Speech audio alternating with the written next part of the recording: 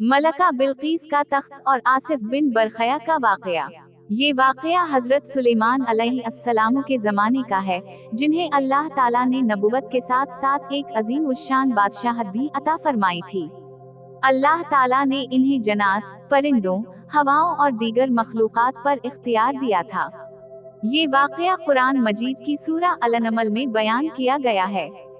मलका बिल्कीस का तारुफ। मलका बिल्कीस कौम सबा की मलका थी। इसका दारुल हुकूमत यमन में था और वो सूरज की पूजा करती थी। इसके दरबार में अक्लमंद, मशीर और माहिर सियासतदान मौजूद थे, लेकिन वो सब अल्लाह के सच्चे दीन से बेखबर थे। हजरत सुलेमान अलैहिस्सलाम को अल्लाह ताला ने परिंदों की जबान समझने की कुदरत अता फरमाई थी। उनकी फौज में हुदहुद, एक परिंदा, भी शामिल था, जो एक दिन गायब हो गया। जब वो वापस आया तो उसने हजरत सुलेमान अलैहिस्सलाम को मलका बिल्कीस और इसकी कौम के मुताल्लिक खबर दी कि वो लोग सूरज की इबादत करते हैं और उनके पास एक अजीम उश्शान तख्त मौजूद है। हजरत सुलेमान अलैहिस्सलाम का दावतनामा।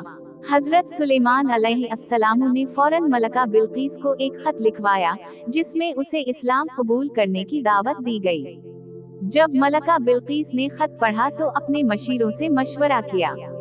मशीरों ने उसे जंग की तजवीज दी, लेकिन मलका बिल्कीस ने पहले नरमी से काम लेने का फैसला किया और हजरत सुलेमान अलैहिस्सलाम के पास कीमती तोहफे भेजे ताकि उनका रवैया जांच सके। हजरत सुलेमान अलैहिस्सलाम ने तोहफे कबूल करने से इनकार कर दिया और वाज़ेह कर दिया कि अगर वो इताअत कबूल ना करे तो इस पर सख्त लश्कर कशी की जाएगी। ये देखकर मलका बिल्कीस ने खुद हजरत सुलेमान अलैहिस्सलाम के दरबार में हाजिर होने का फैसला किया। मलका बिल्कीस का तख्त मुंतकिल करने का वाकया। हजरत सुलेमान अलैहिस्सलाम को इल्म था कि मलका बिल्कीस का तख्त इंतहाई शानदार और कीमती है। जब इन्हें मालूम हुआ कि वो उनके दरबार में आ रही है तो इन्होंने अपने दरबारियों से पूछा कि कौन इसका तख्त यहाँ ला सकता है। एक जिन का दावा। एक ताकतवर जिन ने कहा, मैं उसे आपके पास ले आऊंगा कब्ल इसके कि आप अपनी मजलिस बर्खास्त करें। आसिफ बिन बरखया का मोजिजा। इस मौका पर एक और दरबारी, जिसे कुरान में वो शख्स जिसके पास किताब का इल्म था कहा गया, यानी आसिफ बिन बरखया, ने कहा, मैं पलक झपकने से पहले ही तख्त को आपके सामने ले आऊंगा। हजरत सुलेमान अलैहिस्सलाम ने देखा कि पलक झपकने की देर थी और मलका बिल्कीस का तख्त उनके सामने मौजूद था। ये अल्लाह के हुक्म और इसके दिए गए खास इल्म की बरकत थी। मलका बिल्कीस का ईमान लाना। जब मलका बिल्कीस हजरत सुलेमान अलैहिस्सलाम के दरबार में पहुंची तो उसने अपने तख्त को देखा जो कि कुछ बदला हुआ था। वो हैरान हो गई और समझ गई कि ये किसी आम इंसान का काम नहीं हो सकता।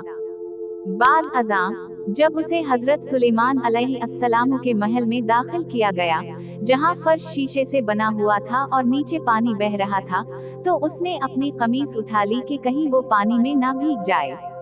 हजरत सुलेमान अलैहिस्सलाम ने बताया कि ये सिर्फ शफ़ाफ शीशा है।